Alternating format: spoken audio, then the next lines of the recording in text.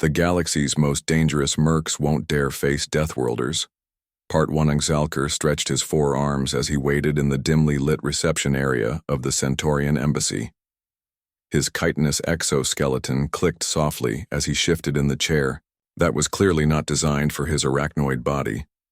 The receptionist, a blue-skinned Centaurian with large, unblinking eyes, kept glancing at him nervously. Xalker was used to this. His reputation preceded him everywhere in the galaxy. As the leader of the Reavers, the most feared mercenary team in 3 spiral arms, he inspired terror in most civilized beings. That fear was good for business. The door to the inner chambers slid open with a soft hiss. "Ambassador Ziertol will see you now," the receptionist said, her voice trembling slightly. Xalker rose to his full height of nearly 8 feet and walked into the luxurious office. The ambassador, a higher caste Centaurian with elaborate facial ridges denoting his status, motioned to a reinforced chair. "Thank you for coming on such short notice, Mercenary Xalker," the ambassador said, his translator converting his high-pitched chittering into standard galactic basic. "Your payment offer caught my attention," Xalker replied, his own translator converting his clicking mandible speech. 10 million credits is substantial even for my team. The job must be challenging." The ambassador's skin shifted from blue to a nervous purple. "We have a situation on Proxima 7, one of our mining outposts in the Outer Rim. A small group of aliens has seized control of our facility." Xalker's compound eyes narrowed. "Pirates? No. These are representatives of a recently contacted species. They claim our mining operation violates their territorial claims. Negotiations have failed, and you want them removed," Xalker stated, flatly. "How many?" 8 individuals. Xalker let out a clicking sound that his translator didn't bother converting. It was laughter. 8? And you're offering 10 million credits? What's the catch? The ambassador's skin darkened further. "They are resilient. Our security forces attempted to remove them. 20 trained soldiers. None returned." This was getting interesting. Xalker leaned forward. "Species? They call themselves humans." Xalker's data implant searched his extensive knowledge of galactic species but found almost nothing. "I'm not familiar with them. Few are. They're newcomers to the galactic community. Their homeworld is classified as a death world, Class 12. Xalker had conquered species from Class 15 death worlds before. Class 12 was nothing special. "What makes them dangerous?" The ambassador touched a control panel, and a hologram appeared showing bipedal creatures with no obvious weapons or defenses.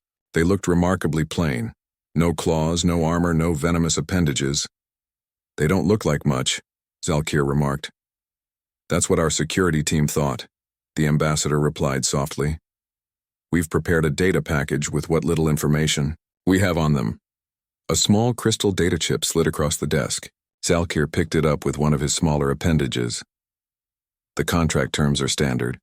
Complete removal of the human presence on Proxima 7 with minimal damage to our mining infrastructure. Half payment now, half upon completion," the ambassador said. "I'll need to consult with my team, but consider it done," Xalker replied, rising from his seat. "The Reavers have never failed a contract."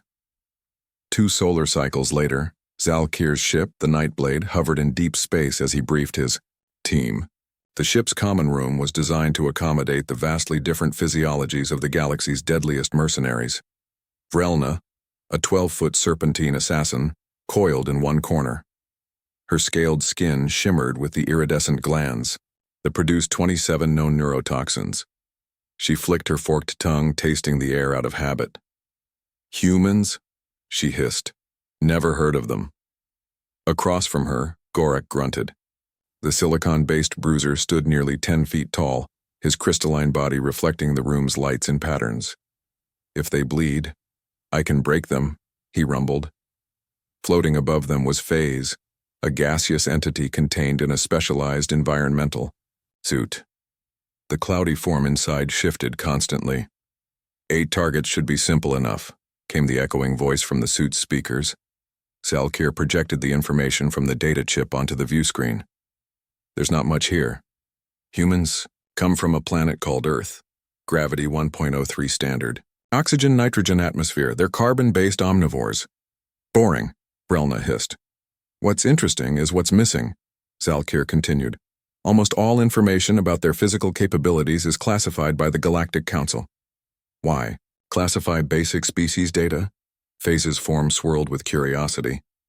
There's one incident report here. A human diplomatic vessel was attacked by Taraxian pirates 6 months ago. The humans destroyed the pirate cruiser. Gorak laughed, a sound like grinding stones. Lucky shot. No, Zalkir corrected. The report says the human ship was damaged. First, the humans boarded the pirate vessel and took it over in hand-to-hand combat. This got everyone's attention. Toraxians were brutal fighters, nearly 7 feet tall with natural armor. Perhaps these humans use combat stimulants or exoskeletons, Vrelna suggested. The report says they were unarmed except for basic tools, Zalkir replied. Something doesn't add up. Faze drifted closer to the screen. Deathworld, Class 12. That explains some resilience, but nothing extraordinary. Zalkir clicked in agreement. We've all faced worse. This should be straightforward, but stay alert. There's a reason the Centaurians are paying premium rates. He pulled up the schematics for the mining facility on Proxima 7th. We'll approach from the dark side of the moon. Vrelna will infiltrate through the ventilation system and locate the humans. Faze will disable their communications. Gorak and I will enter through the main airlock as a distraction. And if they resist? Gorak asked, his crystalline hands forming into sharp points. Zalkir's mandibles clicked open in what would have been recognized by another arachnoid as a smile. Then we show them why the Reavers are the most feared mercenaries in the galaxy. 2. The hunt, Vrelna hissed, raising her upper body in salute. To the hunt, the others echoed, none of them showing the slightest concern about facing 8 primitive aliens from an unremarkable death world. They would learn soon enough.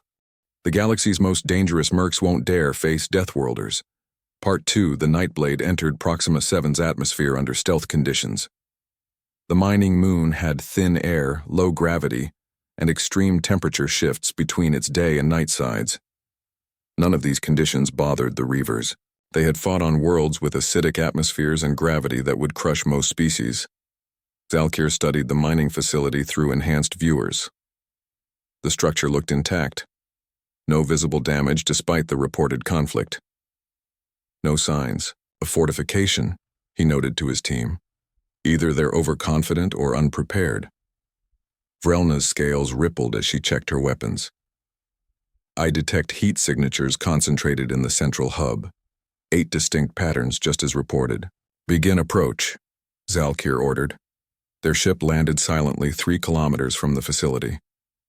The Reavers moved out with practiced precision across the rocky, barren landscape. Odd, Faze commented, floating slightly above the ground. The Centaurians didn't mention why these humans claimed this moon. It has minimal strategic value. Resources, Gorak rumbled. This facility mines nidrium crystals, rare component for faster-than-light drives.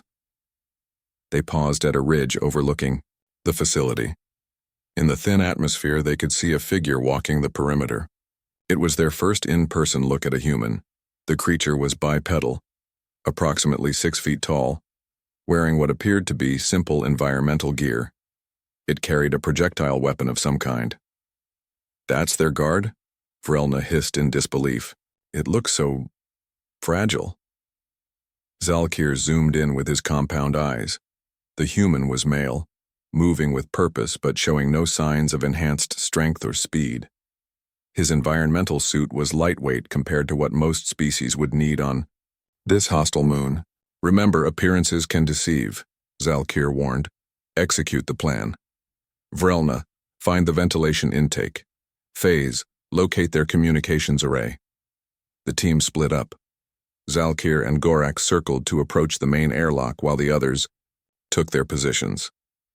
Through their neural link, Zalkir heard Vrelna report. In position, I see 4 humans in what appears to be a control room. They're not wearing full environmental protection inside the facility, just simple clothing. Communications. Located, Phase added. Surprisingly basic technology. Disabling now. Zalkir clicked a command to his neural implant. Begin operation. Inside the facility, the light suddenly flickered as Phase disrupted their power systems. At that same moment, Zalkir and Gorak approached the main airlock. To their surprise, the door opened before they reached it. A human female stood there, unarmed, wearing a simple uniform with a patch that read, United Earth Alliance. "Welcome to Proxima Outpost," she said calmly. "I'm Communications Specialist Olivia Grant. We've been expecting visitors." Zalkir paused, momentarily thrown off by the direct approach. Most species would cower at the sight of the Reavers. "Your presence here violates Centaurian Federation territory," he stated. "We've come to correct this situation." The human smiled slightly. "Actually, we should discuss that. Would you like to come inside? The atmosphere out here is a bit thin for comfortable conversation."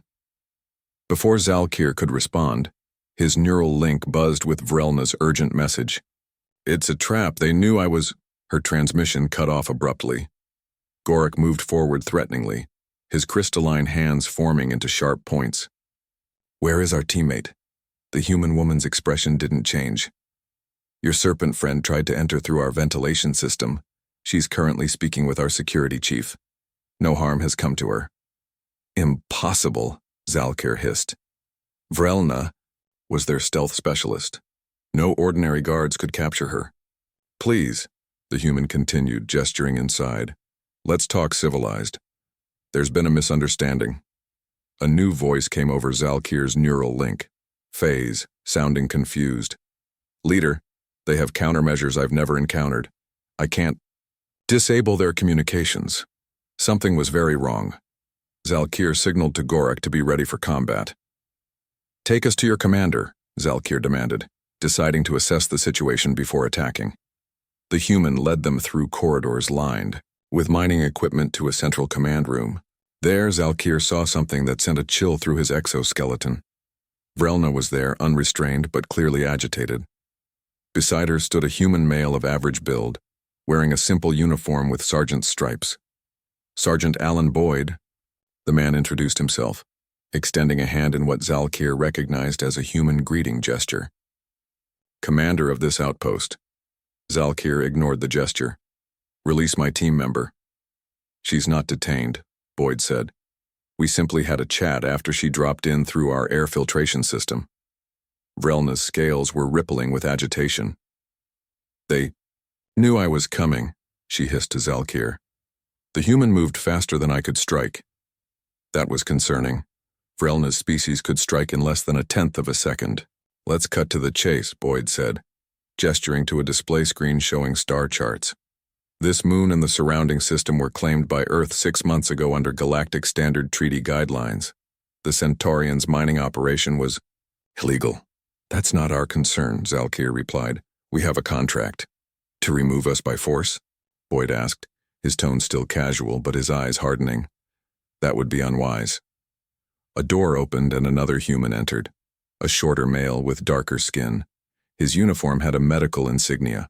"Ryan's our medic," Boyd explained. "He's patched up your gaseous friend." "What?" Zalkir hadn't heard from Phase since the earlier transmission. The medic nodded. "Found him trying to access our communications array. His containment suit got damaged on a sharp edge. I sealed it for him."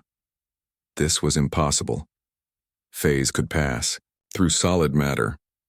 How had these humans captured 2 of the galaxy's deadliest mercenaries without a fight? Zalkir felt Gorak tensing beside him. The silicon giant was preparing to attack. "I wouldn't," Boyd said, noticing the movement. "We really would prefer to resolve this peacefully." 8 unarmed humans against the Reavers? Gorak rumbled, his voice like grinding stones.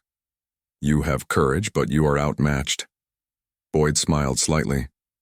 "Are we?" Something in that smile made Zalkir hesitate. The humans showed no fear. Even more strangely, they seemed genuinely interested in talking rather than fighting. "What do you propose?" Zalkir asked cautiously. The Centaurians hired you under false pretenses, Boyd explained. They knew this territory wasn't theirs. We're willing to pay you the same amount to escort their representative here for proper negotiations. We don't break contracts, Zalkir stated. Then we have a problem, Boyd said, his friendly demeanor unchanging. Because we're not leaving. Gorik had enough.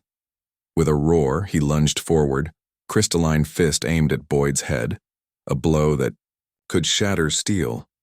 What happened next would change how the Reavers viewed the galaxy forever. Boyd didn't dodge. He simply raised his arm and blocked the blow with his forearm.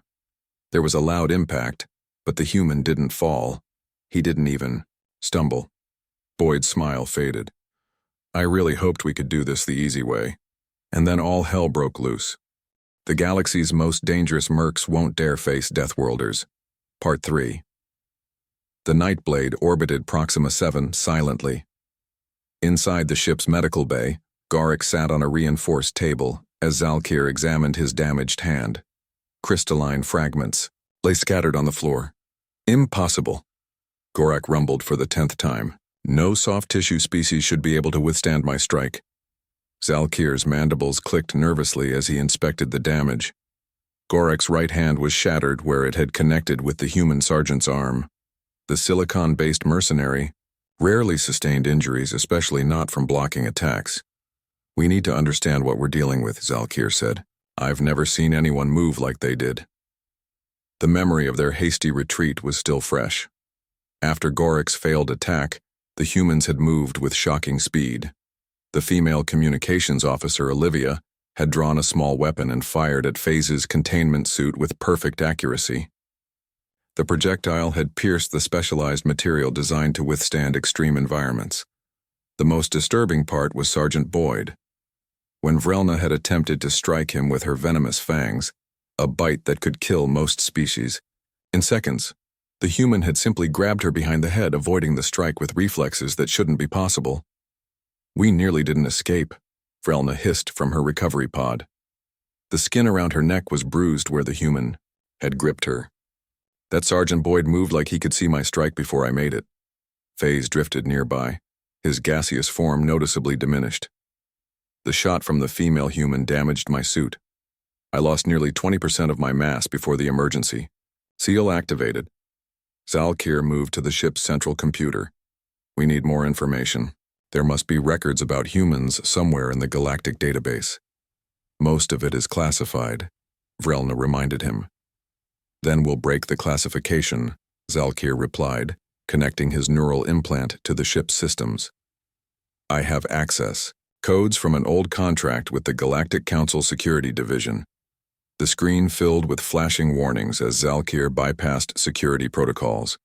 Finally, a restricted file opened, labeled Species Assessment, Human, Terra, Earth, Danger, Level Alpha.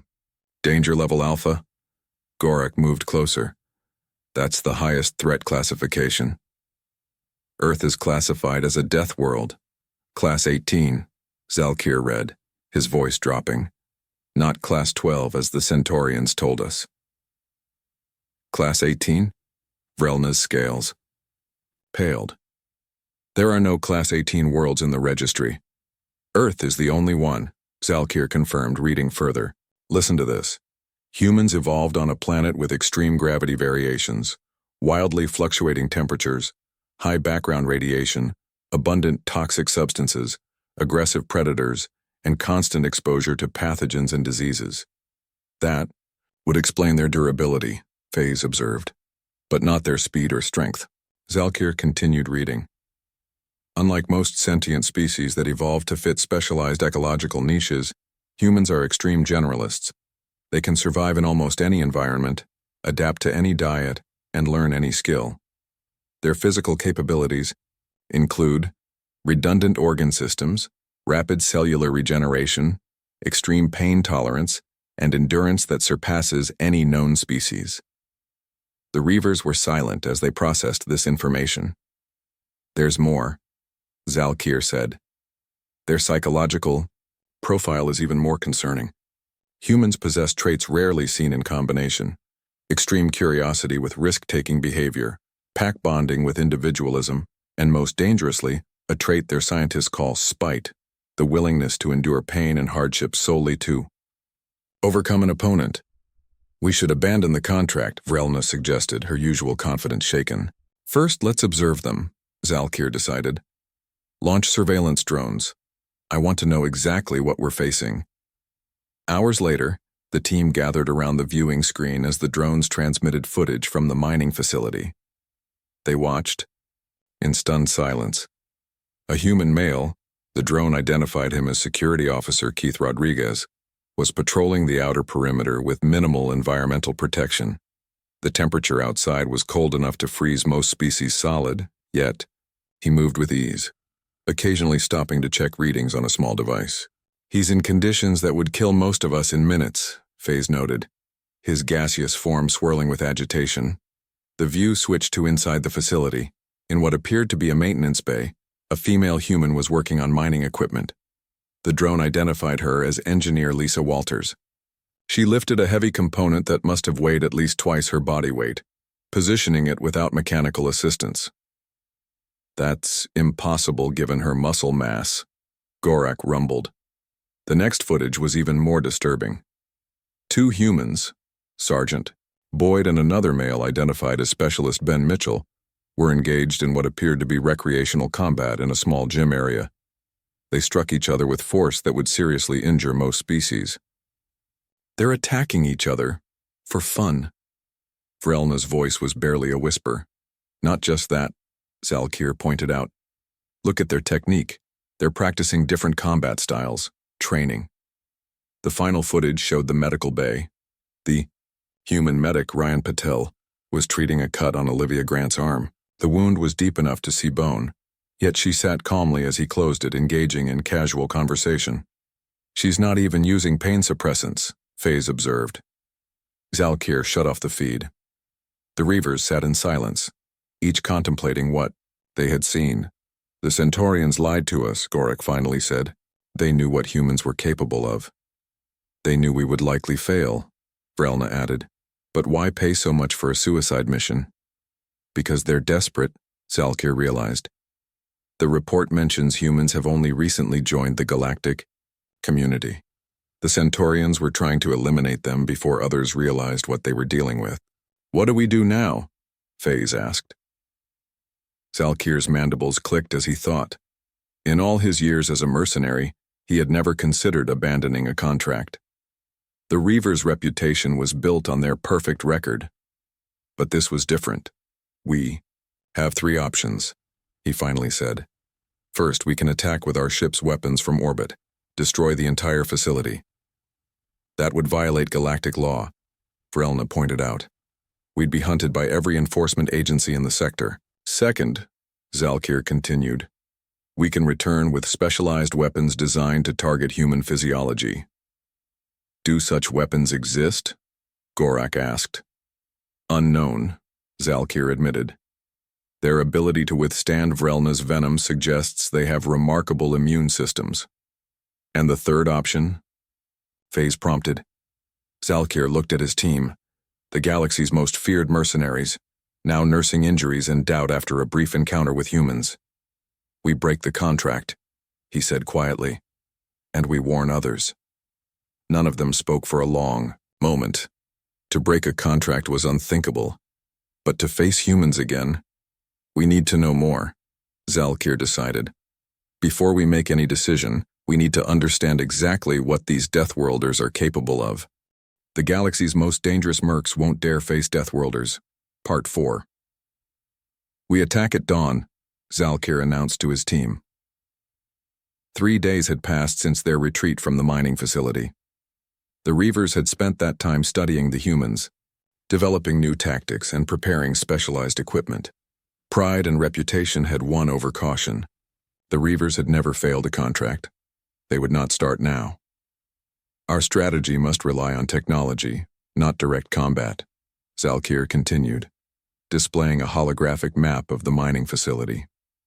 Each of you has your assignment. Gorak flexed, his repaired crystal in hand. I've modified our weapons to deliver maximum force. If these humans can withstand standard attacks, We'll use extraordinary ones. Vrelna's scaled coils shifted as she checked her new equipment. I've synthesized a paralytic agent based on their biology. It should bypass their unusual immune response. Phase hovered above them, his gaseous form now contained in a reinforced suit. The automated combat drones are programmed.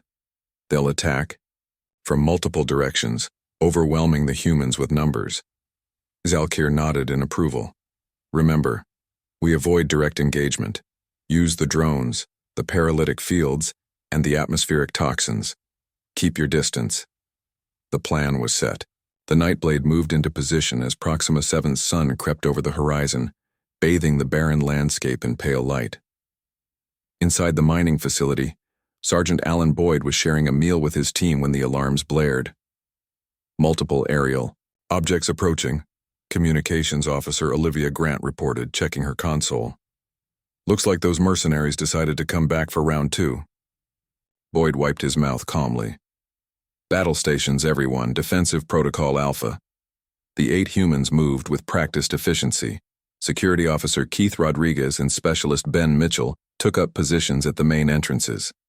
Engineer Lisa Walters activated the facility's shield systems. Medic Ryan Patel prepared his equipment for potential injuries. Outside, the attack began. Dozens of combat drones swarmed toward the facility, firing energy weapons at key structural points. Simultaneously, canisters of greenish gas were launched, creating clouds around the building's air intakes. Atmospheric toxins, Boyd noted, watching the security feeds. They've done their homework, Engineer Walters typed rapidly at her console. I'm sealing all external vents and switching to internal air circulation. The building shuddered as several drones impacted against the shields. They're testing our defenses, Rodriguez called out from his position. Looking for weak points, Boyd nodded. Lisa, how are the shields holding? 70% capacity, she replied. But they're adapting their attack pattern. They'll break through eventually. Boyd considered their options. Olivia, try to contact their ship. One more attempt at diplomacy. Grant shook her head after a moment. No response. They're jamming our communications. Then we do this the hard way, Boyd decided. Ben, Keith, prepare for external action. Lisa, give me control of the mining drills. Ryan, be ready for casualties. Outside, Zalkir watched the assault from a safe distance. The human facility's shields were surprisingly robust, but they were weakening. Shields at 40%, Phase reported. Toxins have been blocked by emergency protocols. Activate the paralytic field generators, Zalkir ordered. 4 devices buried around the facility powered up, creating an invisible field designed to disrupt neural activity in carbon-based life forms. Any human caught in the field should collapse instantly. Inside, the humans felt the effect immediately. Specialist Mitchell stumbled, his limbs growing heavy. Neural disruptors, he gasped, falling to one knee. Boyd felt it too, a crawling sensation across his skin, his muscles fighting against an invisible weight. But he remained standing, gritting his teeth. Push through it, he commanded. Remember, you're training. Remarkably, none of the humans collapsed. They moved slower, fighting against the paralytic effect, but they continued functioning. Outside, Zalkir couldn't believe what he was seeing. Impossible, Vrelna hissed beside him. The field strength would immobilize any known species. Increase to maximum power, Zalkir ordered. The paralytic field intensified. Inside, Olivia Grant finally collapsed, unable to maintain her position at the communications console. Man down, Ryan Patel called, rushing to her side. Boyd made his decision. We can't wait any longer. Execute counterattack plan Delta. Outside, the Reavers were preparing for the final assault when the facility's main door opened. They expected to see humans surrendering. Instead, 3 figures rushed out wearing what appeared to be minimal protective gear. Rodriguez, Mitchell, and Boyd moved with purpose despite the paralytic field, each carrying unusual devices. They're coming right at the drones, Gorik observed with disbelief. Rodriguez raised a device that emitted a pulse of electromagnetic energy. 3 drones dropped instantly from the sky. Mitchell carried what looked like mining equipment modified into a weapon. It fired concentrated bursts of energy that shattered 4 more drones. Boyd headed straight for the nearest paralytic field generator, moving through the invisible field that should have rendered him unconscious. "Stop him," Zalkir commanded the remaining drones. 3 drones converged on Boyd, firing energy weapons. One blast hit his left shoulder, burning through his protective gear and into flesh. The human stumbled but didn't fall. Instead, he reached the generator and smashed it with what looked like a simple hammer. As the first generator failed, the paralytic field weakened. Inside the facility, Olivia Grant regained consciousness. Despite her injury, she crawled back to her console. "Communications back online," she reported, blood seeping through her uniform. Accessing their drone control frequency. Outside, Mitchell and Rodriguez continued destroying drones while Boyd moved to the second generator. His left arm hung uselessly at his side, severely burned from the energy blast. "What kind of creatures are these?" Vrelna whispered, watching. Boyd destroyed the second generator despite his injury. Suddenly, half of the remaining drones stopped attacking the humans. They turned and began firing on the other drones. "They've hacked our control system," FaZe reported in alarm. Inside the facility, Engineer Walters smiled grimly as her fingers flew across her keyboard. "Got them. 50% of drone control diverted." The tide of battle shifted rapidly. Rodriguez and Mitchell, now free from the weakened paralytic field, moved with alarming speed. Boyd had reached the third generator, destroying it despite taking another energy blast to his leg. "We need to retreat," Gorak urged, his crystalline body reflecting the flashes of energy weapons. Zalkir hesitated, unwilling to accept defeat. Then he saw something that decided the matter. Olivia Grant had emerged from the facility. Her uniform was soaked with blood from a serious wound in her side. Yet she moved with determination, carrying what appeared to be a makeshift explosive device cobbled together from mining equipment. She reached the final paralytic generator and placed the device on top. Seconds later, it exploded, taking out the generator and throwing her several meters through the air. Boyd reached her fallen form and carried her back toward the facility, seemingly indifferent to his own serious injuries. "Full retreat," Zalkir finally ordered. "Back to the ship." As the Reavers withdrew, Boyd paused, holding Grant in his arms. He looked directly at the hidden position where Zalkir and his team had been observing. The human's face was streaked with blood and dirt, but his eyes were clear and determined.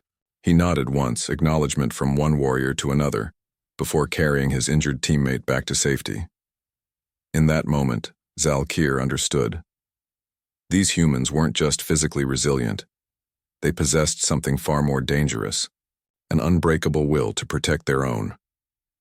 For the first time in his long career, Zalkir knew what it meant to fear an opponent. The galaxy's most dangerous Mercs won't dare face Deathworlders. Part 5. The Grand Hall of the Galactic Mercenary Guild fell silent as Zalkir entered. His forearms bore fresh scars, and his exoskeleton was still damaged from the battle on Proxima. Sothan. Behind him walked the remaining members of his team. Vrelna, her scales dulled from stress, and FaZe, his gaseous form noticeably diminished inside his repaired containment suit. Gorak was not with them. The Silicon Giant had not survived their escape from the mining moon. The Guildmaster, an ancient draconian whose scales had faded to pale gray with age, watched from his elevated platform as Zalkir approached. Around the hall stood representatives. From dozens of mercenary crews drawn by the unprecedented news, the Reavers were formally rejecting a contract. "Mercenary Zalkir," the Guildmaster's voice rumbled through the hall. "You come before this assembly to break your oath. Explain yourself." Zalkir placed a data crystal on the central display pedestal. "I submit this evidence for review by the Guild. The Centaurian Federation provided false information regarding our targets on Proxima 7th. The holographic display activated, showing footage from the battle.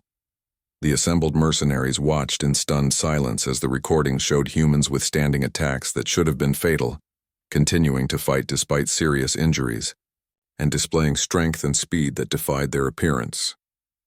The targets were identified as a primitive species from a Class 12 death world, Zalkir continued. In truth, they are humans from Earth, a Class 18 death world, the most extreme environment known to produce sentient life. Murmurs spread through the hall. Many had never heard of humans or Earth. One human female continued fighting after sustaining an injury that would kill most of us, Relna added, her voice carrying across the silent chamber. Their medic later explained that humans can survive the loss of significant blood, limbs, and even some organs. The guildmaster leaned forward, his ancient eyes narrowing. Your team member Gorik is absent. Did these humans defeat a silicon-based life form in direct combat? No, Zalkir admitted. Gorik was lost during our retreat when our ship was damaged by improvised explosives. The humans adapted mining charges into anti-spacecraft weapons in less than an hour. More footage played, showing engineer Lisa Walters repurposing mining equipment with remarkable speed, creating weapons that should have been beyond her technical knowledge. Their adaptability is as dangerous as their physical resilience, Faze noted. They learn and improvise at rates I've never witnessed in any species. The guildmaster gestured for the final recording to play. The assembly watched as communications officer Olivia Grant, despite a wound that exposed her internal organs, crawled back to her station to hack the mercenaries' drone network. The Centaurians knew what they were sending us against, Zalkir concluded. They hoped we would eliminate these humans before the galaxy understood what they truly are. I believe they fear what will happen when humans take their place in galactic society. The guildmaster was silent for a long moment. Your evidence is compelling, mercenary Zalkir, but the guild has existed for 3,000 years without a broken contract. This sets a dangerous precedent. With respect, guildmaster, Zalkir replied. I believe the emergence of humans in galactic affairs has already set a new precedent. I issue this warning. Any mercenary crew that accepts contracts against humans should understand they face an enemy unlike any we have encountered before. The hall erupted in debate. Some mercenaries shouted that no species could be unbeatable, while others demanded more information about these humans. The guildmaster raised a clawed hand for silence. What would you have us do, mercenary Zalkir? Recognize that humans represent a new category of adversary, Zalkir answered, and advise the Centaurian Federation that they must resolve their territorial dispute through diplomatic channels. 3. Days later, Zalkir watched from the observation deck of the guild station as a sleek diplomatic vessel approached. It bore the newly recognized emblem of the United Earth Alliance. They accepted the invitation, Vrelna noted, joining him at the viewport. Zalkir's mandibles clicked softly. Of course they did. Humans are curious by nature. The guildmaster's offer to discuss mutual professional opportunities would intrigue them. The Earth vessel docked smoothly. When the airlock opened, Zalkir was surprised to see a familiar face. Sergeant Alan Boyd stepped through, followed by Olivia Grant. Both wore formal uniforms rather than battle gear, but Boyd still moved with the same confident stride Zalkir remembered. More surprising was that Grant showed no sign of her terrible injury from just days before. She walked normally, though she carried her left arm slightly stiffly, the only hint of her recent wound. Their healing abilities are remarkable, Faze observed from behind them. The guildmaster greeted the human representatives personally, an honor usually reserved for the most elite clients. Zalkir couldn't hear their conversation, but he saw Boyd smile and shake the Draconian's clawed hand without hesitation. They've invited us to join them, Vrelna said quietly. Zalkir turned to her in surprise. What? The guild negotiations. The humans specifically requested that the Reavers participate. Why would they want us there after we tried to kill them? Vrelna's scales rippled in what Zalkir recognized as her species' equivalent of a shrug. Humans are strange. Perhaps they respect worthy opponents.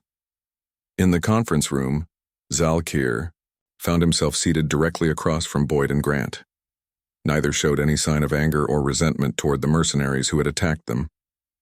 Sergeant Boyd, the guildmaster began, your species has demonstrated remarkable combat capabilities. The guild is interested in establishing a training exchange program. Boyd glanced at Grant, who nodded slightly. We'd be honored to share our expertise, he replied. Though I should mention that what you saw on Proxima 7 was a small engineering team, not our dedicated military personnel. A chill ran through Zalkir's exoskeleton. The humans who had defeated the Reavers weren't even soldiers. In return, Boyd continued, we're interested in learning about the various species and combat techniques used throughout the galaxy. Humanity is still new to interstellar relations, and we have much to learn. The guildmaster seemed pleased. Then we have the foundation for an agreement. Mercenary Zalkir, your team will serve as the primary liaison with the human representatives. Zalkir's compound eyes shifted to Boyd, who met his gaze steadily. No hard feelings about Proxima 7th, the human said quietly. You were doing your job. We were defending our outpost. Professional hazards. You killed one of my team, Zalkir replied. Boyd's expression sobered. And I regret that. War always has casualties. That's why we prefer talking first. After the meeting, as the humans prepared to return to their ship, Boyd approached Zalkir privately. The Centaurians have agreed to negotiations, he said. Your guildmaster can be very persuasive. Zalkir's mandibles clicked. You could have destroyed us completely on that moon, why didn't you? Boyd smiled slightly. Because that's not who we are. Humans may have evolved on a harsh world, but we learned long ago that cooperation is stronger than conflict. Yes, we can fight when necessary, but we'd rather make allies. As Boyd extended his hand, Zalkir realized the truth that the Centaurians had feared. Humanity's greatest strength wasn't their physical resilience or adaptability. It was their willingness to turn enemies into friends. Cautiously, Zalkir extended one of his upper limbs to shake the human's hand. The galaxy would never be the same again.